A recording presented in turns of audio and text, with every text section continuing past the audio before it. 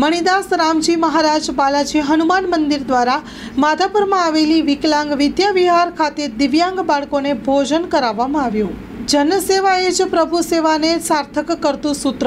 મણિદાસ રામજી મહારાજ બાલાજી હનુમાન મંદિર દ્વારા માધાપર ખાતે આવેલી નવચેતન અંધજન મંડળ સંચાલિત વિકલાંગ વિદ્યા વિહાર દિવ્યાંગ કુમાર છાત્રાલય મધ્યે સવાર બપોર અને સાંજના ભોજન કરાવવામાં આવ્યું હતું, જેમાં સવારે વઘારેલી રોટલી અને દૂધ, બપોરે સૂકી ભાજી, રોટલી, દાળ, ભાત, કચુંબર, છાશ અને સાંજના સમયે ઇડલી સંભાર તેમજ છાશ એમ 3 ટાઈમ પૌષ્ટિક આહારનું ભોજન કરાવવામાં આવ્યું હતું, જે માનવ સેવા એ જ પ્રભુ સેવાના સૂત્રને સાર્થક કરીને સરાહનીય કામગીરી કરી છે।